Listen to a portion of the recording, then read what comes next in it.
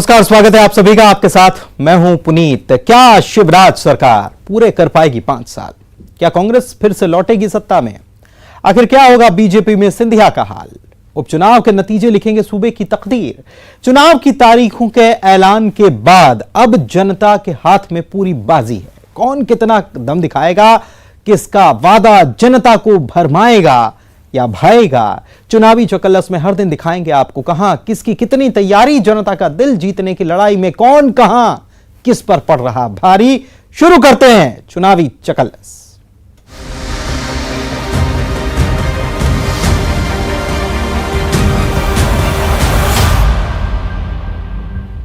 तो मध्य प्रदेश की राजनीति के सबसे बड़े उपचुनाव 28 सीटों पर होने जा रहे ये चुनाव क्या इसीलिए भी याद किए जाएंगे कि इस उपचुनाव में थोक के भाव में बेतुके बयान आए।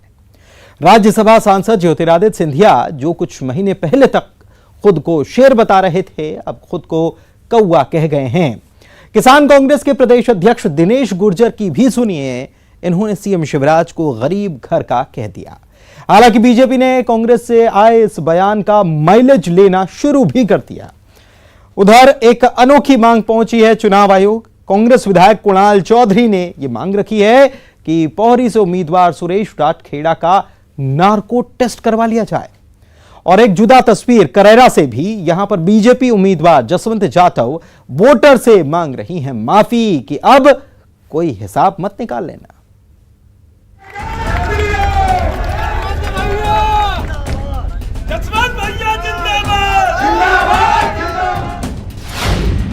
भावुक होकर जनता से माफी मांग रहे इस शिवपुरी की करैरा विधानसभा सीट से बीजेपी के उम्मीदवार जसवंत जाटव हैं। अब ये सियासी ड्रामा है या जसवंत जाटव की कोई आत्मग्लानि जो इस रूप में सामने आई है, या इमोशनल कार्ड? करैरा की वोटर पर इसका कोई असर भी पड़ेगा या नहीं कहना मुश्किल है, लेकिन बीजेपी के उम्मीदवार एक बात बड़ी साफगोई से कहते हैं कि वो राजनीति में केवल और केवल सिंधिया के अनुयायी हैं।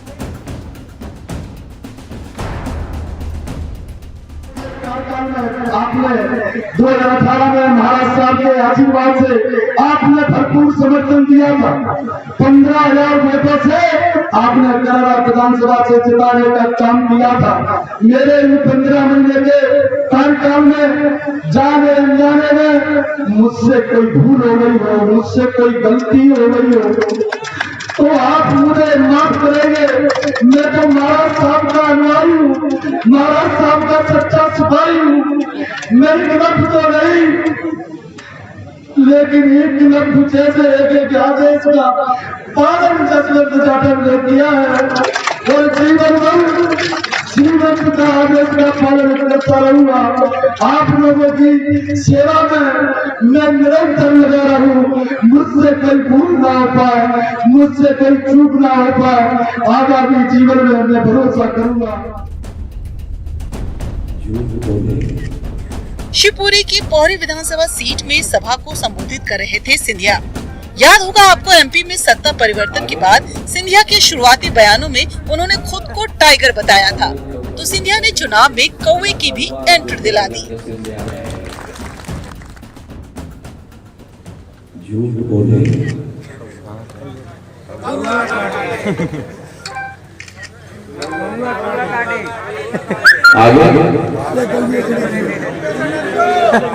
काले कौवे से डरियो, काला कौवा जो पूरा जग सिंधिया है। तुम्हारे बाप की इतनी हिम्मत हो गई? आगर मालवा में उच्च शिक्षा मंत्री मोहन यादव का बेतुका बयान सुनिए। कांग्रेस के उम्मीदवार विपिन वानखेड़े के संदर्भ में दिया गया है। बयान का सियासत में क्या संदर्भ है, समझते रहिए। आपको तो जीने का अधिकार भी नहीं, आप यहाँ रह कैसे रहो? आपका दुर्भाग्य है कि आप अगर सपना भी कैसे रहोगे, मैं विधायक बन जाऊंगा, जनता के बीच में चला जाऊंगा। जो जिस बात के लिए अगर आपने बताओ, मेरे को तो बड़ा आश्चर्य लगा कि यादव समाज की धर्मशाला तोड़ने पहुंच गए। तुम्हारे बाप की इतनी हिम्मत हो गई कि तुम ईंट मशीन लेके निकल पड़े। अरे ईंट से ईंट बजा देंगे। अगर इस टाइप का उल्टा काम किया तो उज्जैन को लंका में नहीं है, पास में से सारे लोग दौड़ा दौड़ा आएंगे। अगर जिस प्रकार की घटना घट गई है, ये गया समय पुराना। अगर वर्तमान के दौर में अगर इस हिम्मत से अगर आप आते हो तो सरकार होगी तो ठीक, नहीं होगी तो ठीक, हम तो सड़क पर लड़ने वाले लोग हैं। मैं पीछा जरूर, लेकिन मैं आपकी खातिर मैं पीछा तो हम सबके लोकप्रिय नेता श्रीमंत महाराज साहब के साथ गया। उपचुनाव में नार्को टेस्ट की भी एंट्री हो गई है। पिछले दिनों पोहरी की एक सभा में सुरेश राठखेरा ने ये बयान दिया था कि हाँ मैं बिका हूँ, लेकिन जनता के लिए, सिंधिया जी के लिए। लगता है इसी एक बयान की डोर थामे अब कांग्रेस ने चुनाव आयोग से मांग की है कि पोहरी से बीजेपी उम्मीदवार सुरेश राठखेरा का नार्को टेस्ट कराया जाए। कांग्रेस विधायक कुणाल चौधरी ने चुनाव आयोग से ये मांग की है। मांग नार्को टेस्ट की, लेकिन विधायक जी को लगा कि संपत्ति की जांच है, लिहाजा वो कह रहे हैं कि उनके रिश्तेदारों की संपत्ति की भी जांच कर ली जाए।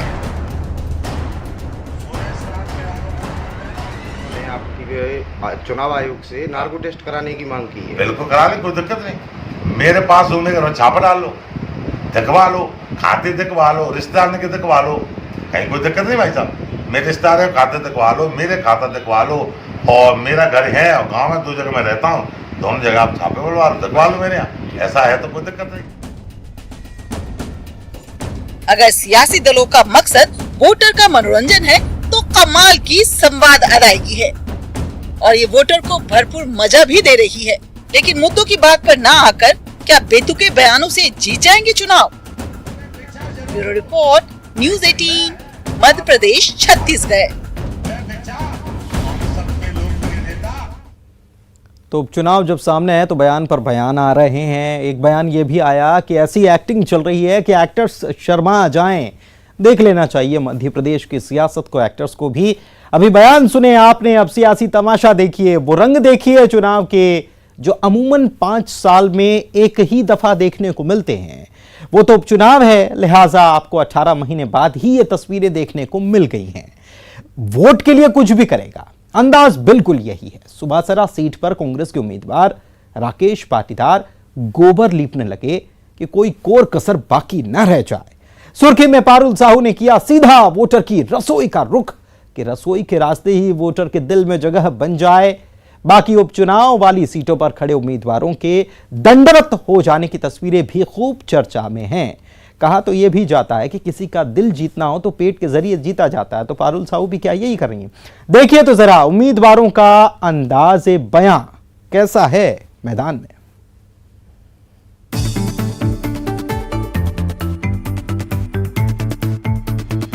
हम आपको कुछ बताएं उससे पहले ये तस्वीरें देखिए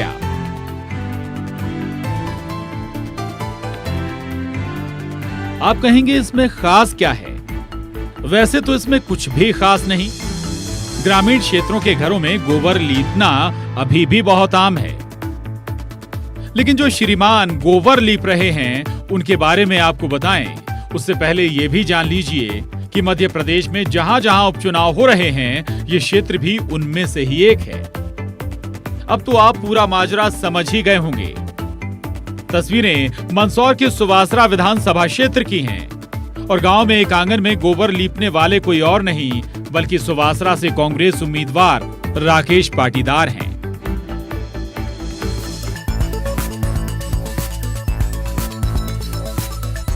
अब इन तस्वीरों को देखकर कहने की जरूरत नहीं कि चुनाव क्या क्या न कराए।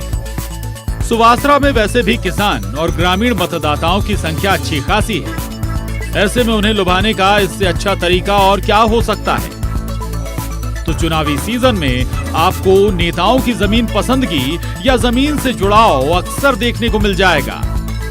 ये अलग बात है कि चुनाव होने और जीतने के बाद फिर शायद ये आपके दर पर दस्तक ना दें। बहरहाल चुनाव है तो आप भी ऐसे नजारों का आनंद लीजिए।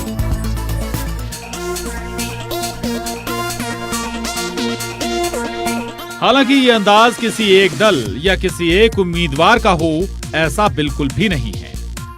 वोटरों को मनाने की, रिझाने की भरसक कोशिशें हो रही हैं। जतन भी ऐसे ऐसे कि आप भी दांतों तले अंगुली दबा लें। अब इन्हें भी देखिए, अब इन्हें भी देखिए। शायद पहचान गए होंगे आप। नहीं पहचाने तो हम आपको बताते हैं। नहीं पहचाने तो हम आपको बताते हैं।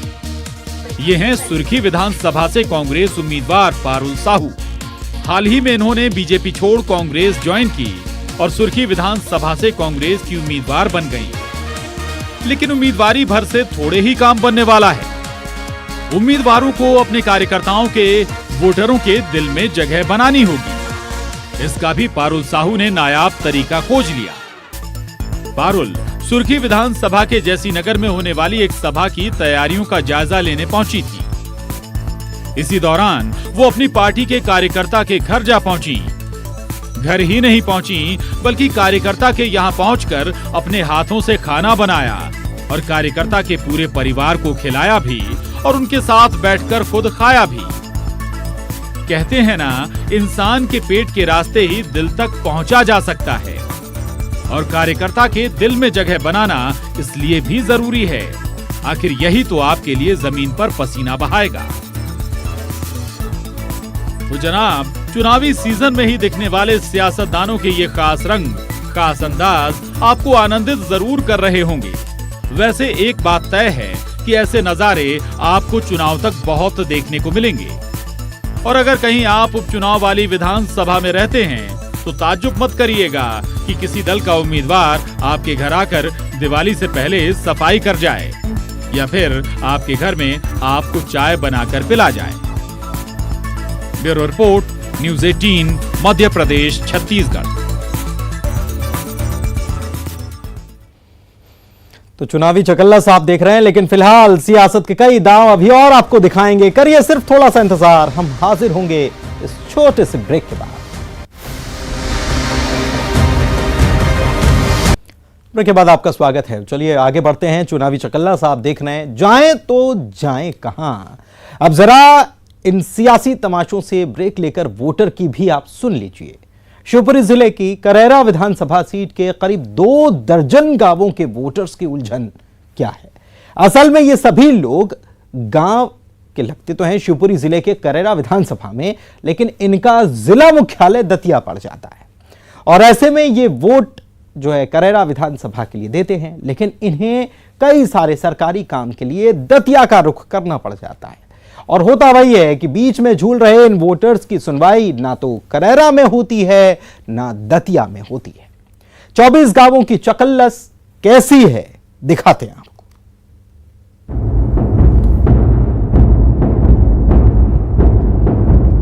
दतिया जिले के इन करीब 2 दर्जन गांव वालों की व्यथा सुनेंगे तो आपका दिल भी पसीज जाएगा। दशकों से इन गांव में विकास के नाम पर कभी कुछ हुआ ही नहीं। दरअसल ये 2 दर्जन गांव शिवपुरी जिले की करैरा विधानसभा की 10 पंचायतों में आते हैं। ये सभी गांव लगते तो हैं शिवपुरी जिले की करैरा विधानसभा में, लेकिन इनका जिला दतिया है। ऐसे में ये वोट तो करैरा विधानसभा के लिए देते हैं, लेकिन इन्हें कुछ कामों के लिए विधायक के पास जाना पड़ता है, तो सरकारी या कागजी काम के लिए दतिया। लेकिन अक्सर इन गांव वालों की सुनवाई ना तो करैरा में होती है ना ही दतिया जिला मुख्यालय में। हाँ, इनकी पूछ परख जरूर होती है जब चुनाव सर पर होते हैं। पहला गांव बांसड़ा खुर्द, लमकना, राम बुजुर्ग,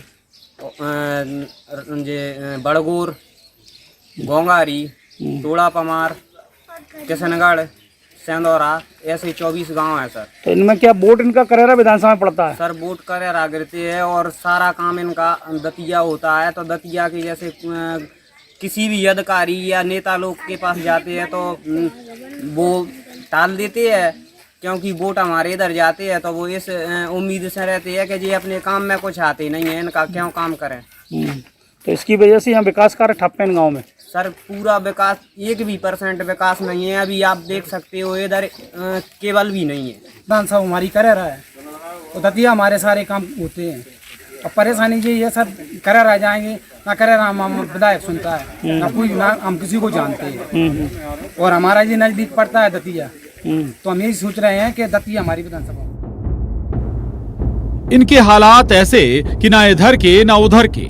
नतीजा ये कि इन 2 दर्जन गांव में मूलभूत जरूरतों के लिए भी गांव वाले दशकों से तरस रहे हैं। विकास इन गांव से कोसों दूर है। सड़कें यहां कभी बनाई नहीं गईं। पीने के पानी की भारी समस्या से ग्रामीण जूझ रहे हैं। वजह भी साफ है कि जिम्मेदार अपना जिम्मा एक दूसरे पर डाल देते हैं। विकास क्या होता है, किस चिड़िया का नाम है, इन्हें मालूम नहीं। इन मुसीबतों से आजिज गांव वाले अब चाहते हैं कि उन्हें इस मझधार से बाहर निकाला जाए। पूरा अपना जो क्षेत्र है ना, करेरा विधानसभा से जो भी प्रत्याशी है वो जीत के जाएगा। लेकिन अपने जो दतिया क्षेत्र है, दतिया विधानसभा, तो दतिया विधानसभा के जो विधायक हैं, यानी वे जो भी हो, यदि उनका यहाँ तो कोई काम ही नहीं है, ना वो रिक्स लेंगे कि यहाँ क्या काम है क्या काम नहीं है, सुनवाई होनी है या नहीं होनी है, तो वो तो उनका मैटर है अपनी विधानसभा से।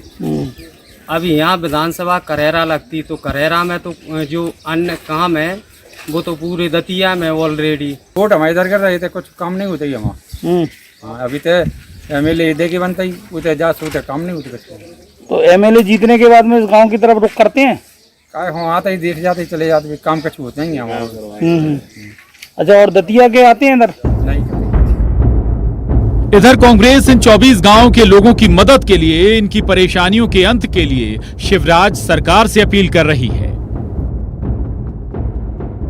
तो कांग्रेस पार्टी मांग करती है कि शिवराज सिंह जी और पूरी सरकार को इस ओर ध्यान देना चाहिए और करेरा विधानसभा के जो 24 गांव हैं उनको विधानसभा के साथ मत के अधिकार जो करेरा विधानसभा में दिए हैं, उसके साथ साथ प्रशासनिक कार्य भी उनके करेरा तहसील के अंतर्गत होना चाहिए।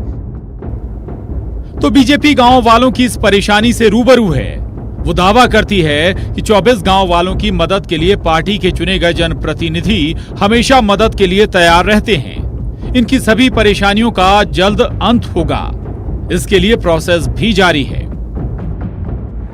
करेरा में नियति का शिकार है, यह बिल्कुल सच है कि उनका जिला दतिया है। प्रशासनिक तौर पर वो दतिया जिले में आते हैं, पर वो लोकसभा और विधानसभा चुनाव में मतदाता करेरा विधानसभा सीट के शिवपुरी जिले के अंतर्गत हैं। इस कारण से उन्हें तकलीफ है, पर हमारा नेतृत्व उनकी हर संभव मदद करता है।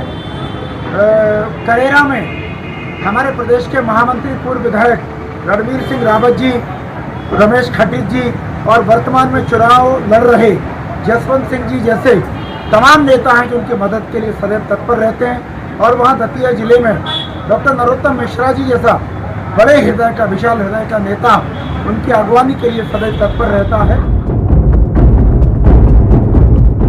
इसे विडंबना ही कहेंगे। वोट के लिए नेता दर्जनों बार गांव के चक्कर लगाएंगे, लेकिन काम के वक्त मुंह मोड़ लिया जाएगा।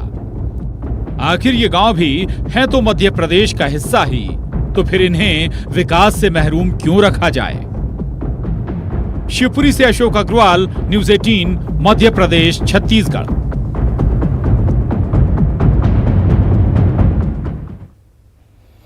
तो कैसी कैसी समस्याएं सामने आ रही हैं। ये बातें अक्सर चुनावों में ही सामने आती हैं, क्योंकि मुद्दे चुनावों में ही उठते हैं और फिर चुनावों में खत्म भी हो जाते हैं। चुनावी चकल्लस में बढ़ते हैं आगे। बड़ा मलेरा के उपचुनाव की बात कर लेते हैं। क्या सबसे बड़ा मुद्दा यहां अवैध उत्खनन है? इस सीट से बीजेपी के उम्मीदवार प्रद्युम्न सिंह लोधी हैं। कांग्रेस ने कथावाचक राम सिया भारती को प्रत्याशी बनाया है, लेकिन चुनाव में मोर्चा संभाले हैं छतरपुर से विधायक आलोक चतुर्वेदी। यहां सियासत की सौदेबाजी के साथ अवैध उत्खनन पर सियासी दल एक दूसरे को घेरने में लगे हुए हैं। देखिए जरा।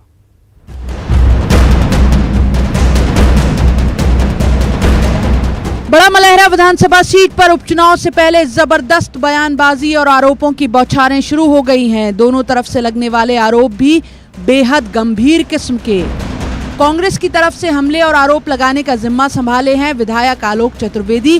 कांग्रेस विधायक के निशाने पर केवल बीजेपी उम्मीदवार प्रद्युम्न सिंह लोधी नहीं हैं, बल्कि उन्होंने प्रद्युम्न के रिश्तेदारों को भी इस सियासी वार पलटवार में लपेट लिया है। अब कांग्रेस के आरोपों में कितनी सच्चाई है ये अलग मसला है, लेकिन चुनावी सीजन में ऐसे आरोपों की बहुत अहमियत होती है। प्रद्युम्न सिंह के जीजा सुरेंद्र सिंह ने सौदेबाजी करके प्रद्युम्न सिंह को भाजपा में पहुंचा दिया और भाजपा के लिए चुनाव लड़ने के लिए उन्होंने वहां पर सौदेबाजी की और मंत्री पद चाहते थे, लेकिन मंत्रिमंडल में पूरी संख्या होने के कारण उन्होंने अध्यक्ष में उनको अपने आप से संतोष करना पड़ा। रहा सवाल कि वो कहते हैं कि हम विकास के लिए भाजपा में गए। मैं पूछना चाहता हूं, 15 साल के बाद कांग्रेस को जनता ने बहुमत तो नहीं दिया था, लेकिन बहुमत के पास पहुंचाया था। और सबसे बड़ी पार्टी बना के भेजा था मध्य प्रदेश में। कांग्रेस के इन आरोपों पर बीजेपी उम्मीदवार प्रद्युम्न सिंह लोधी तमतमाए हुए हैं। प्रद्युम्न सिंह ने उनके ऊपर लगाए जा रहे आरोपों का जवाब तो दिया ही, साथ ही छतरपुर से कांग्रेस विधायक आलोक चतुर्वेदी पर अवैध माइनिंग के आरोप लगाते हुए सवाल भी किया कि बताएं कांग्रेस सरकार के दौरान रेत के अवैध उत्खनन के ऑडियो किसके वायरल हुए थे। अभी बच्चन चतुर्वेदी जी का बड़ा वीडियो वायरल हुआ था चरण यादव के साथ, तो किसी ने देखा नहीं क्या? बड़ा सबूत चाहिए क्या आपको? क्या वो ऐसा काम नहीं करते? अगर वो ऐसा काम करेंगे तो आप तो आरोप लगा के सत्ता करके बता दें तो मैं आपके नीचे से निकल जाऊंगा, जहाँ से कहेंगे वहाँ से। एक भी कोई आरोप लगा दूं, एक भी कोई आरोप सिद्ध करके बता दें। अरे आपको जो चीज सामने आ गई वो तो देख लो आप। वैसे प्रद्युम्न सिंह ने जब सीधे कांग्रेस विधायक पर ही आरोप जड़ दिए तो जिला कांग्रेस भी अपने विधायक के बचाव में आगे आ गई। अब कांग्रेस का कहना है कि माइनिंग तो उनका पुश्तैनी काम है, इसमें अवैध जैसा कुछ भी नहीं। बिल्कुल आरोप उनके निराधार हैं। आप तो जानते हैं, आप छतरपुर के निवासी हैं, आप सभी को मालूम है कि हमारे माननीय जनता आलोक चतुर्वेदी जी का माइनिंग से जुड़े कारोबार उनका पुश्तैनी धंधा है। लगभग 20-40 साल से वो लोग इस धंधे में वो काम कर रहे हैं। तो ये इस तरीके का आरोप अभी लगाना ये मनगढ़ंत कहानियाँ हैं। रेत के आरोप का वीडियो ऑडियो वायरल हुई थी, रेत के उत्खनन करने वाले के संग विधायक के वीडियो, वो उस पर आरोप लगाया उसने। नहीं, उस पर जो आरोप लगाया वो देखिए बिजनेसमैन है, वो भी ये आरोप लगाए। कोई हिसाब किताब के यदि कोई ऑडियो वीडियो ये कोई वायरल होता है तो इसमें कोई महत्वपूर्ण चीज़ नहीं है। लोग रेत के कारोबारी। वैसे इस राजनीतिक जंग में बड़ी दिलचस्प बात यह है कि कांग्रेस उम्मीदवार राम सिया भारती इस वाद विवाद से कोसों दूर हैं। क्षेत्र में उनकी छवि एक कथावाचक के तौर पर है, लेकिन खास बात ये कि यहाँ सीधा मुकाबला कांग्रेस बीजेपी के बीच ही है। सो बीजेपी की ओर से यहाँ दिग्गजों के दौरे शुरू हो गए हैं, लेकिन कांग्रेस का कोई बड़ा नेता अब तक बड़ा मलहरा के दौरे पर नहीं आया। ऐसे में सवाल ये कि क्या कांग्रेस उम्मीदवार राम सिया भारती के अलावा मोर्चा कांग्रेस विधायक ने ही संभाल रखा है। छतरपुर से सुनील उपाध्याय के साथ bureau report, news 18 Madhya Pradesh Chhattisgarh.